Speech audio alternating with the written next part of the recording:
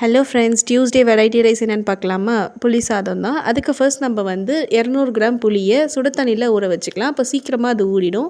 So நான் வந்து ஒரு 1/2 லிட்டரு சுடு தண்ணி விட்டுருக்கேன். இப்போ பார்த்திங்கன்னா இந்த அளவுக்கு நல்லா ஊறிடுச்சு. ஒரு 1/2 மணி நேரத்துலேயே இதை நம்ம ஃபில்டர் பண்ணிக்கலாம். அப்போ கொட்டை நாரெல்லாம் இருந்துச்சுன்னா அதெல்லாம் வந்துடும்.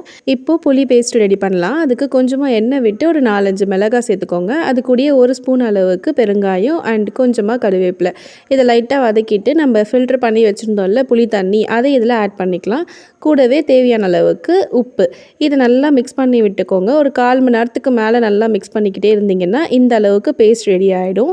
இப்போ இந்த புளி சாதத்தை இன்னும் டேஸ்டியாக பண்ணுறதுக்கு ஒரு தூள் அரைச்சிக்கலாம். அதுக்கு 100 கிராம் அளவுக்கு தனியா, 50 கிராம் கடலைப்பருப்பு, 1 ஸ்பூன் அளவுக்கு எள்ளு, 1 ஸ்பூன் வெந்தயம், ஒரு 4-5 கருவேப்பிலை அண்ட் காஞ்ச மிளகாய் ஒரு 4-5. இது எல்லாமே வந்து ட்ரை ரோஸ்ட் பண்ணிக்கோங்க.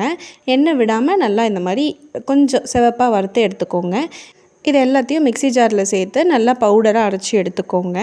எந்த அளவுக்கு இருக்கணும்னா இந்த அளவுக்கு நல்லா ஃபைன் பவுடராக அரைச்சிக்கோங்க.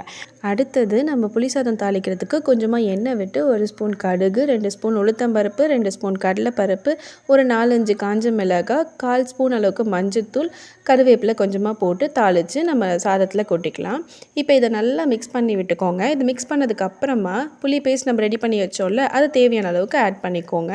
உங்களுக்கு எந்த அளவுக்கு புளிப்பு தேவையோ அந்த அளவுக்கு நம்ம ஆட் பண்ணிக்கலாம். இதை நல்லா மிக்ஸ் பண்ணி விட்டுக்கோங்க. இப்போ நம்ம டேஸ்ட் இன்னும் சூப்பராக வரதுக்காக ஒரு ஃபைன் பவுடர் அரைச்சி வச்சுருந்தோம்ல, அது ஒரு 2 ஸ்பூன் ஆட் பண்ணி நல்லா மிக்ஸ் பண்ணி விட்டுக்கோங்க. முந்திரி பருப்பு அப்படி இல்லைனா வந்து வேர்க்கடலை இதை வறுத்து நீங்கள் சேர்த்துக்கோங்க. அண்ட் ஒரு 2 ஸ்பூன் அளவுக்கு நல்லெண்ணெய் விட்டிங்கன்னா அவ்வளோ டேஸ்ட்டாக இருக்கும். உப்பு தேவைப்பட்டால் ஆட் பண்ணிக்கோங்க, அப்படி இல்லைனா வேண்டாம். இப்போ நம்ம புளி சாதம் ரெடி ஆகிடுச்சு. நீங்களும் ட்ரை பண்ணி பார்த்துட்டு லைக் பண்ணுங்கள், ஷேர் பண்ணுங்கள், கமெண்ட் பண்ணுங்கள், சப்ஸ்கிரைப் பண்ணுங்கள். டாடா பாய்.